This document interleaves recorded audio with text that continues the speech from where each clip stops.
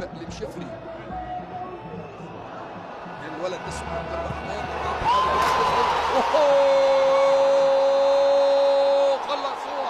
خلصوها نعم بالشمع الأحمر. وبالشمع الأحمر العماني إلى